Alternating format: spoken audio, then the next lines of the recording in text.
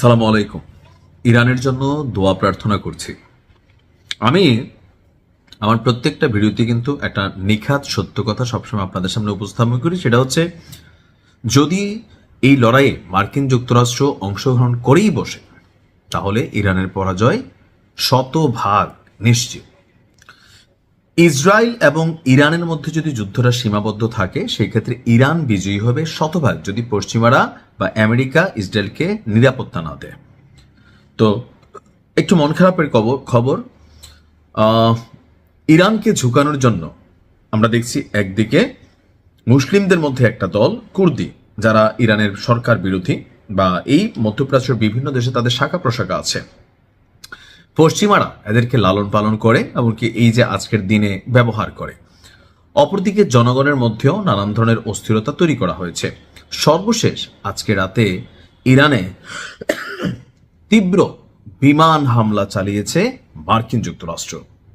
পুরো ইরান জুড়ে আচমকায় রাত ভর সরকারি বেসরকারি বিভিন্ন জায়গায় বিমান হামলা চালিয়েছে, আর এতে ১৩০০ জন মানুষ শাহাদাত করেছে বেসরকারি সরকারি সূত্র।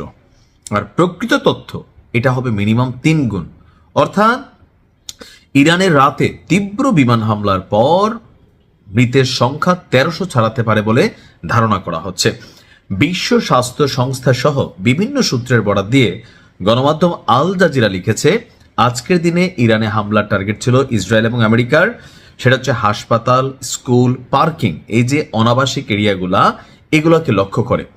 পুলিশ পার্ক নামক একটি পার্কেও ব্যাপক পরিমাণ আপনার হামলা চালানো হয়েছে। তো সবকিছু মিলিয়ে এই মুহূর্তে ইরানের জন্য হঠাৎ করেই প্রেক্ষাপটটা পরিবর্তন হতে যাচ্ছে। আবার অপরদিকে আমাদের ইরানের যিনি প্রেসিডেন্ট আছেন মাসুদ পেজেশকিয়ান, আসলে ওনার ভূমিকা কি আমি নিজেও জানি না, উনি আসলে যুদ্ধে কি ভূমিকা রাখছেন। তো তিনি আবার বলছেন যে প্রতিবেশী দেশগুলোতে ইরান আর কোনো আপনার এই মুহূর্তে অভিযান চালাবে না। অর্থাৎ আপনার প্রতিবেশী দেশগুলো থেকে যদি ইরানের উপর হামলা না হয়, তাহলে সেসব দেশে আর আক্রমণ না করার সিদ্ধান্ত নিয়েছে ইরান। অর্থাৎ যুদ্ধের প্রথম দিকে আপনার যখন ইরানে হামলা চালানো হইলো, তো মধ্যপ্রাচ্যে আরব রাষ্ট্রগুলোর মধ্যে পশ্চিমাদের সামরিক বেস ঘাঁটি, তো ইরান নিচ থেকে একটা পর একটা মারা শুরু করলো। কাতার, কুয়েত, বাহরাইন, তারপর হচ্ছে যে সৌদি, বিভিন্ন জায়গায় যেখানে যেটারে পাইছে শাসাইছে বা ঠাপাইছে।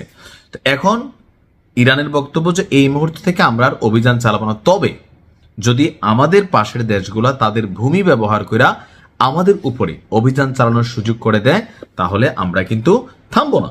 তো ইতিমধ্যে যা হয়েছে সেটার জন্য প্রতিবেশী দেশগুলোর কাছে দুঃখ প্রকাশ করেছেন ইরানের প্রেসিডেন্ট মাসুদ পেজেশকিয়ান। তিনি বলছিলেন যে সর্বোচ্চ নেতার প্রতি শ্রদ্ধা রেখে বা যারা এখানে এই শক্তিটা যারা এখানে এই খেলা খেলেছে, তাদের বিরুদ্ধে নিজেদের শক্তি অবস্থান প্রতিশোধের জানান দেওয়ার জন্যই তারা এই অভিযানগুলো চালিয়েছিল। তবে এই অভিযানগুলোর মানে এই না যে প্রতিবেশী রাষ্ট্রগুলোতে চালিয়েছে, তারা চালিয়েছে সেখানে থাকা সামরিক বেসামরিক ঘাঁটিগুলোর মধ্যে। তবে আমার মনে হয় আর কি যে প্রতিবেশী রাষ্ট্রের মধ্যে ইতিমধ্যে বাহরাইন, কাতার, সৌদি প্রত্যেকেই পাল্টা প্রতিরোধ গড়ে তোলার, মিত্রদেরকে সুযোগ দেওয়ার, তাদের ঘাঁটি ব্যবহার করার জন্য কিন্তু নানান ধরনের বক্তব্য ইতিমধ্যে দিয়ে আসছেন।